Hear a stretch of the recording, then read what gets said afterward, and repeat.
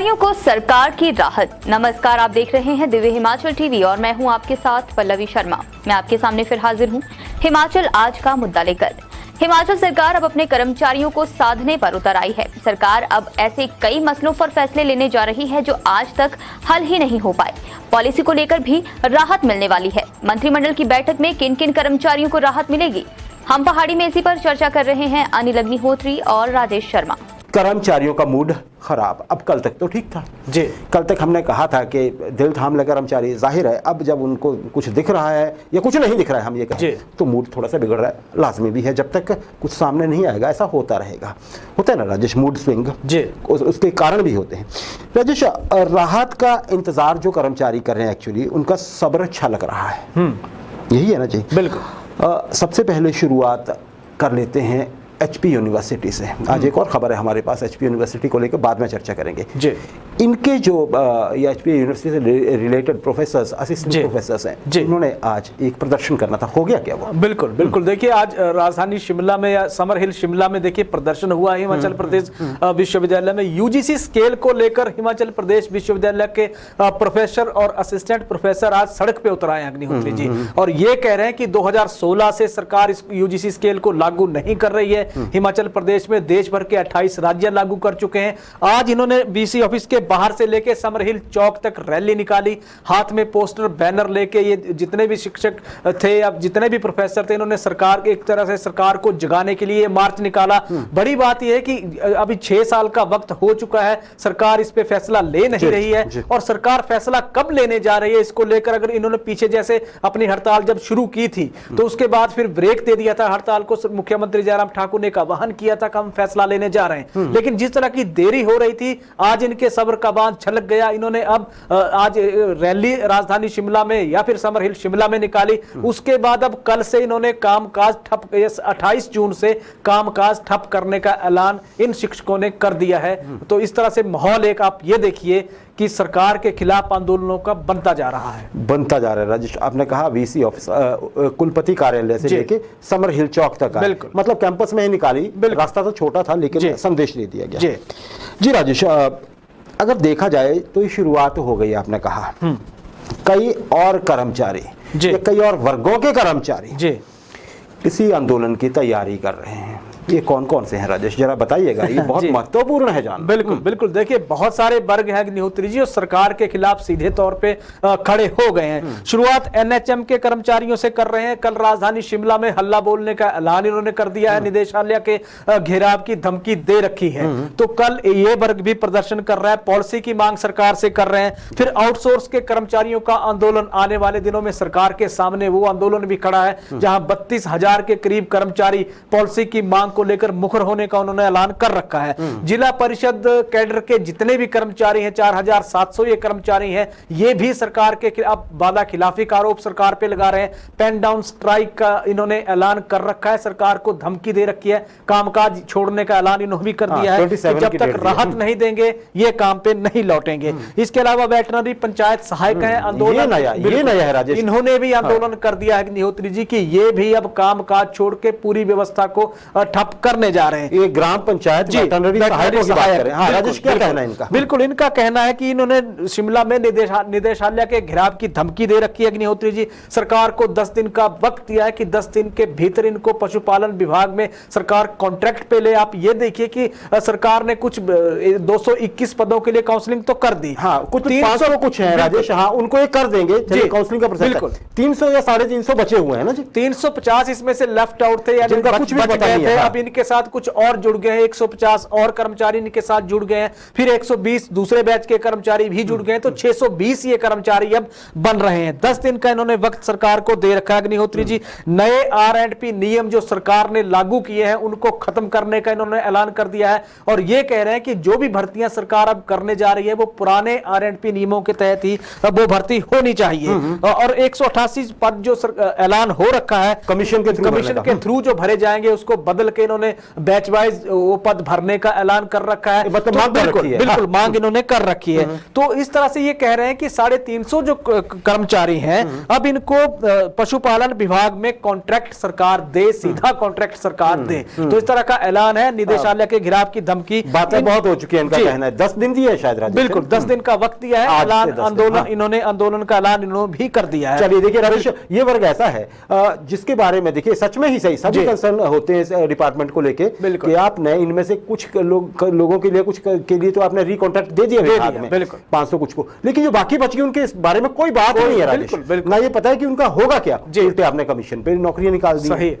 तो शायद अब ये एक नया बवाल शुरू होने वाला है, ये नया आंदोलन, शिमला निदेशालय घेरने की बात कही इन्होंने। बिल्कुल जी राजेश, इसके बिल्कुल इसके अलावा ओपीएस के लिए बहुत बड़ा आंदोलन चल रहा है। एक और आंदोलन सरकार के सामने खड़ा है। अब धर्मशाला में ये कारवां एनपीएस के कर्मचारियों का पहुंच जाएगा। तो एनपीएस के कर्मचारी भी कह रहे हैं कि हमें एनपीएस मंजूर नहीं है, ओपीएस लेकर हम छोड़ेंगे। दबाव वो भी सरकार के सामने है। इसके अलावा पंचायत चौकीदार है अग्निहोत्री जी, एनटीटी, जो जितने भी आवेदक हैं वो राहत के इंतजार में है। बहुत सारे ऐसे वर्ग हिमाचल प्रदेश में खड़े हो गए हैं जो सरकार से एक तरह से सीधे तौर पे तो मांग कर रहे हैं कि उनकी बात सुनिए, लेकिन जब बात सुनी नहीं जा रही है तो फिर आंदोलन का रास्ता अख्तियार करने की धमकी इन कर्मचारियों ने दे दी है। धमकी दे दिया राजेश। इंतजार शायद मंत्रिमंडल की बैठक का है। जी। माना यह जा रहा है कि जो मंत्रिमंडल की बैठक में जिनकी मांगे नहीं मानी जाएंगी, जिनका मुद्दा एड्रेस नहीं होगा, वो शायद राह पकड़ सकते हैं आंदोलन की। वैसे ये भी पता चला है कि मंत्रिमंडल की बैठक अब पहले 25 की बात हो रही थी, फिर 23 पे आई, अब फिर 25 पे चली गई है। जी बिल्कुल सही है। देखिए मंत्रिमंडल की बैठक की जो बदलाव जो हुआ है वो बड़ा महत्वपूर्ण चीजें बड़ी दो इसमें सामने आई है अग्निहोत्री जी की बदलाव हुआ क्यों है। क्योंकि कल शाम तक तो तय था कि 23 को बैठक हो रही है, फिर एक वो शेड्यूल बदल दिया गया है। अब शेड्यूल इसलिए बदला गया है कि 23 तारीख को यानी कि कल आप जो शिमला संसदीय जो हल्का है उसके लिए त्रिदेव सम्मेलन सोलन में होने जा रहा है, जहां मुख्यमंत्री जयराम ठाकुर ने भी शिरकत करनी है और उनके साथ साथ फिर 2 मंत्री भी उनके वहां शामिल होंगे। तो वक्त कैबिनेट के लिए नहीं निकल रहा था। एक कारण वो है कि उसमें बदलाव किया गया है। दूसरा महत्वपूर्ण चीज ये है कि कुछ कर्मचारी मसले ऐसे हैं जिन मसलों पे अभी विभागों की रिसर्च पूरी हो नहीं पाई है, तैयारी पूरी नहीं हो पाई है। सरकार विभागों को कह रही है कि इस पे रिसर्च करके हमें रिपोर्ट दीजिए, क्योंकि ये चीजें कैबिनेट में लाई जाएंगी, फिर इनको अप्रूवल मिलने वहां जा रही है। अब रिसर्च कंप्लीट नहीं हुई थी, इसलिए भी ये कैबिनेट की जो बैठक है इसमें फिर फेरबदल करना पड़ा है, क्योंकि इसमें 2 दिन का वक्त कम से कम विभागों को अब रिसर्च करने का और बेहतर काम करने का मिल गया है। तो फिर ये अब कैबिनेट की बैठक 25 जून को सुबह 10:30 बजे राजधानी शिमला में हो रही है। जी राजेश, इसमें लगता है कि शायद यही होगा कि कर्मचारियों के मसले होंगे। अदरवाइज तो 2 हफ्ते से ज्यादा का वक्त हो गया है ना कि त्रिदेव सम्मेलन सोलन में होना है, 23 तारीख को होना है। और ऐसा भी नहीं है कि अब उसमें पूरा दिन ही लग जाता है राजेश, जब नेता इकट्ठे होंगे, होंगे, बाकी लोग होंगे। तो ये ऐसा तो अब अगर ये बात हुई कि त्रिदेव सम्मेलन का पता लगा इसलिए बदल दिया गया, तो ये भी हैरानी की बात है एक तरह से। अच्छा राजेश, आपने कहा कैबिनेट में कर्मचारियों के मसलों को लेकर कि कौन सी कुछ चर्चा होनी है।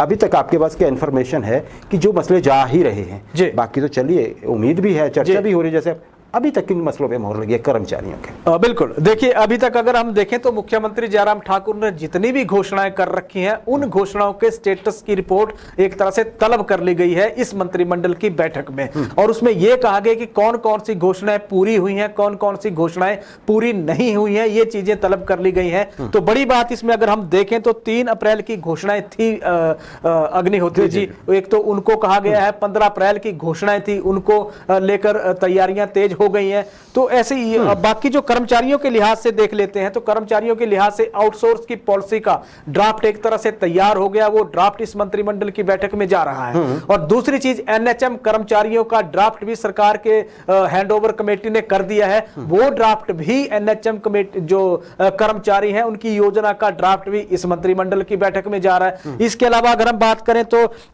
इसमें बाकी जो पॉलिसी को लेकर कुछ इशू है वो भी इस मंत्रिमंडल की बैठक में जा रहे हैं। ट्रांसफर पे बैन जिस तरह से सरकार ने लगाया है कर्मचारियों की, वो मसले भी मंत्रिमंडल की बैठक में जा रहे हैं। जो पदनाम के जो मसले हैं वो भी चीजें मंत्रिमंडल की बैठक में जाने के आसार पूरे बने हुए हैं। तो ऐसे बड़े महत्वपूर्ण चीजें हैं जो बैठक में जाएंगी। एरियर को लेकर सरकार ने फैसला लेना है अग्निहोत्री जी, उसमें वित्त विभाग जिस तरह से रिसर्च कर रहा है वो चीजें भी मंत्रिमंडल की बैठक में जा रही हैं। चलिए आपने बता दिया। अब देखते हैं क्या होता है। राजेश, मुख्यमंत्री की घोषणाएं पिछले दो बैठकों से कहा जा रहा है कि वो मांग ली गई हैं और इतनी सारी घोषणाएं हैं और ये इंतजार जो चला हुआ है ना राजेश, ये उन्हीं घोषणाओं की वजह से ही हो रहा है। बिल्कुल, क्योंकि वो एड्रेस नहीं हो पा रही हैं। अब देखते हैं इस बार कितनी हो पाती हैं। आपने बताया, हम उम्मीद करते हैं कि इससे भी ज़्यादा मसले आ जाएं, लेकिन इसमें और भी बहुत कुछ डिस्कस होना है, प्रदेश की बाकी चीज़ें भी। तो कर्मचारियों को कितना समय मिलेगा, कितनी मांगे आएंगी, ये देखना इंटरेस्टिंग होगा। 25 को बात करेंगे आपसे, क्योंकि सुबह मीटिंग है 10:30 से, दोपहर तक स्थिति क्लियर हो जाएगी। OPS अभियान की आपने राजेश अभी थोड़ी देर पहले बात की थी। इस पर एक और नई शक्ति, मतलब इस प्रवाह में एक और बड़ी धारा जुड़ने जा रही है OPS की मांग के लिए। बैंक कर्मचारी हड़ताल पे जा रहे हैं राजेश, वो कह रहे हैं हमें भी ओल्ड पेंशन ही दे दीजिए आप। सही है, बिल्कुल। देखिए OPS की जो जिस तरह की लड़ाई प्रदेश भर में चली है, उस लड़ाई को अब एक तरह से धार और रफ्तार दे दी है बैंक के कर्मचारियों ने। बैंक के कर्मचारियों ने भी, जो United forum of bank unions हैं, इसके आह्वान पर अब हिमाचल प्रदेश में जितने भी बैंक कर्मचारी हैं वो भी हड़ताल पे जा रहे हैं अग्निहोत्री जी। और 27 जून को हड़ताल का वक्त इन्होंने मुकर्रर कर रखा है कि OPS बहाल करिए। इसके अलावा कुछ और भी इनकी मांगे हैं, जहां से दबाव बनाने के लिए इन्होंने ये मोर्चा खोल दिया है। 25 को आप देखिए छुट्टी है, क्योंकि लास्ट सैटरडे इस महीने का है, तो बैंक में छुट्टी रहती है। 26 को संडे है, फिर 27 को ये हड़ताल है। तो 3 दिन एक तरह से प्रेशर आम आदमी का होगा, प्रेशर सरकार पे होगा। तो ये जो NPS के कर्मचारी हैं, उनको एक तरह से समर्थन इन बैंक कर्मचारियों की हड़ताल से अब मिलने जा रहा है। तो वो OPS की बहाली के लिए जो आंदोलन उनका है, बहुत मजबूत होने जा रहा है, आने वाले दिनों में मजबूत होने जा रहा है। लेकिन इतना तो तय मानिए राजेश, ये राह बड़ी कठिन है अभी, है ना जी। सही है। अभी इसमें थोड़ा संघर्ष लंबा दिखता है, देखते हैं क्या होता है जी। राजेश, हमने HPU की जब बात की थी पहले, तभी हमने ये कहा था अपने दर्शकों से कि कुछ HPU की एक और बात करेंगे, और बेरोजगारों के लिए भी। हालांकि किन बेरोजगारों के लिए, ये भी थोड़ा देखना पड़ेगा जी। हिमाचल प्रदेश विश्वविद्यालय में राजेश कुछ पदों के लिए आवेदन मांगे गए हैं, और ये पद हैं, अगर मैं एग्जैक्टली बताऊं, 226 हैं। बिल्कुल, पर ये आम पद नहीं है राजेश। इसमें डायरेक्टर लेवल के पद हैं, डिप्टी डायरेक्टर लेवल के पद हैं, इसमें प्रोफेसर्स के हैं, असिस्टेंट प्रोफेसर्स के हैं, डायरेक्टर्स के हैं जी। बहुत सारी पोस्टें निकली है राजेश। तो 1 महीने का वक्त दिया है शायद यूनिवर्सिटी ने, और ये यूनिवर्सिटी की वेबसाइट पे भी उपलब्ध है जानकारी। राजेश, बात तो सही है, हाई फाई ज्यादा पोस्ट हैं ये, पर ऐसे भी तो लोग हैं जो इनका इंतजार कर रहे होंगे। सही है। ये अलग बात है राजेश कि अतीत में HPU की नियुक्तियों पर ये कहा जाता रहा है, आलोचना होती रही है कि आपकी नियुक्ति प्रक्रिया पारदर्शी नहीं है जी। क्या आपकी राय है नौकरियों पे और इन आशंकाओं पे? बिल्कुल, देखिए हिमाचल प्रदेश विश्वविद्यालय स्वायत्त संस्था है अग्निहोत्री जी। सवाल पीछे भी उठते रहे, भर्तियों को लेकर बहुत बड़े आंदोलन हिमाचल प्रदेश विश्वविद्यालय में हुए, लेकिन उसका हुआ कुछ नहीं अभी तक। अब बात करें 226 पदों के लिए फिर से आवेदन मांग लिए गए हिमाचल प्रदेश विश्वविद्यालय ने। और इसमें अगर पद है, जैसे कि आपने कह दिया, निदेशक के पद है, उप निदेशक के पद है, सहायक निदेशक के पद इसमें शामिल है, प्रधानाचार्य के पद शामिल है, प्रोफेसर, एसोसिएट प्रोफेसर और असिस्टेंट प्रोफेसर के कुल मिला के ये 226 ये पदों पे भर्ती होने जा रही है। नौकरी का बड़ा सुनहरी मौका उन युवाओं के लिए भी है जो लगातार इसके लिए तैयारी कर रहे हैं। और कुल सचिव की ओर से इसकी अधिसूचना भी अग्निहोत्री जी जारी हो गई है। और 29 जून को विश्वविद्यालय का जो भर्ती पोर्टल है, जो ऑनलाइन आवेदन की प्रक्रिया उस पोर्टल के माध्यम से शुरू हो जाएगी। 19 जुलाई आवेदन करने की आखिरी जो है वो तारीख रखी गई है। बहुत बड़ा मौका है। लेकिन जहां तक सवाल इन भर्तियों को लेकर या सवाल जिस तरह से उठाए जाते हैं उनका आगे होगा क्या, वो तो अलग बात है। लेकिन 226 पद हिमाचल प्रदेश विश्वविद्यालय में एक साथ निकलना, ये अपने आप में बहुत बड़ी बात है। नौकरियां खुल के अब एक तरह से निकल रही हैं युवाओं के लिए। जी राजेश, बिल्कुल सही कहा आपने। बात ये तो HPU में निकली है राजेश, नई यूनिवर्सिटी बनी है मंडी में, बिल्कुल वहां देखिएगा कितनी नौकरियां निकलनी। जी सही है, बड़ा नोट करने वाली बात है। थोड़े दिनों में शायद कुछ होगा वहां पे।